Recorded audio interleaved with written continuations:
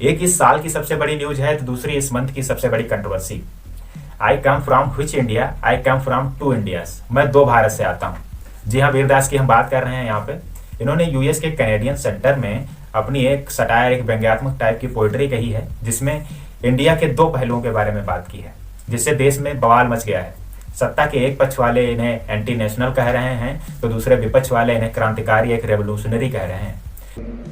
I come from which India? I come from two Indias. Basically Vir Das ने कहा है, मेरी मातृभूमि के दो रूप हैं जहां से मैं आता हूं।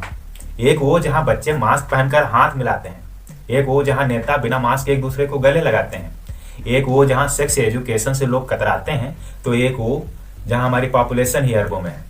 एक वो जहां जर्नलिस्ट कॉमेडियन है, तो एक वो जहां कॉमेडियन जर्नलिस्ट हैं।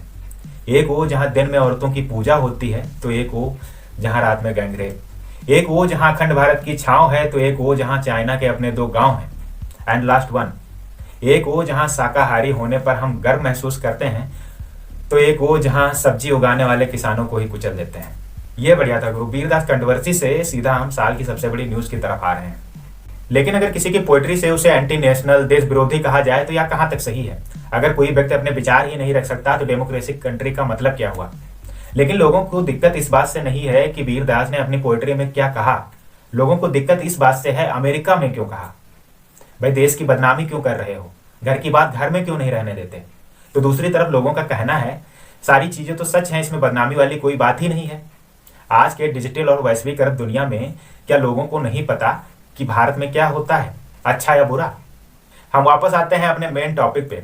19 नवंबर सुबह सुबह की बात है, करीब 9 बजे लोगों का चाय में बिस्किट नहीं डूबा था कि मोदी सरकार ने तीनों कृषि कानून वापस लेकर गोदी मीडिया की नैया डुबा दी।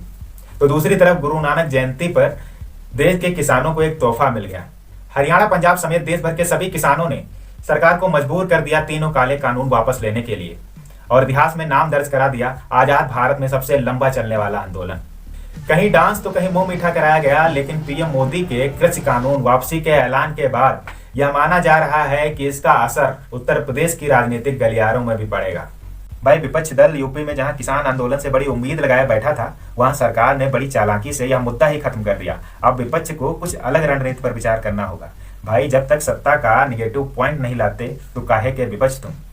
पर राकेश टिकैत का कहना है, जिन्हें इस आंदोलन का मास्टरमाइंड कहा जाता है, वह कहते हैं हम इतने से मानने वाले नहीं हैं। जैसे संसद में पास कराया था जो जबरदस्ती से, वैसे ही संसद में वापस लो। ये तीनों कृषि कानून तो ठीक है, एमएसपी का क्या जो खत्म करती है, उसे भी वापस लाओ। तो उधर फिल्मी दुनिया की एक पद्मश्री महिला ने फिर से दिमाग पर जोर डालने की कोशिश की। उनका कहना है, तीनों कृषि कानून वापस लेना दुखद और शर्मसार है। मोदी सरकार का यह फैसला अनुचित है। जिन किसानों को किसान समझने में सरकार को 1 साल 8 महीने लग गए, और जिस ब्रिलियंट माइंड को 75 साल बाद भी आजादी समझ में नहीं आई, उसे तीनों कृषि कानून कैसे समझ में आ गए? ये बड़ी अच्छी बात कही आप। लेकिन किसानों की जीत का रोड मैप इतना आसान नहीं था। इनके पास अपनी एक खुद की चुनौती भी थी, किसानों को ऐसा किसान प्रूफ करने की। क्योंकि इस 1 साल में इन्हें कभी टुकड़े टुकड़े गए, कभी खालिस्तानी, कभी परजीवी और ना जाने क्या क्या नामों से पुकारा गया। पर यह डटे रहे, चाहे सर्दी हो या गर्मी, इन्हें बस दिल्ली दिखती थी। फिर हरियाणा, पंजाब समेत देश भर के सभी किसानों ने माना कि ट्रैक्टर अब दिल्ली जाना है। लेकिन सरकार ने कहा, हम ऐसा होने नहीं देंगे। हमारे घर में घुसकर आजादी लोगे तीनों कृषि कानूनों से? सरकार ने कई हथकंडे अपनाए इन्हें रोकने के, लेकिन नाकाम रहे। क्योंकि ये किसान थे, इन्हें बखूबी आता था कैसे गड्ढे भरे जाते हैं और कैसे देखो वाटर कैनन को ट्यूबवेल समझकर नहा रहे हैं। और इन्हें यह भी पता था कैसे ट्रैक्टर की मदद से कंक्रीट बैरिकेडिंग को हटाया जाता है। आई होप आपको यह वीडियो हमारा अच्छा लगा होगा। अगर आप हमारे चैनल पर नए हैं तो हमारे चैनल को सब्सक्राइब कर लीजिए, बगल में लगे बेल आइकन को भी प्रेस कर लीजिए, जिससे आपको न्यूज और एंटरटेनमेंट से रिलेटेड वीडियोस मिलते रहें। जय हिंद।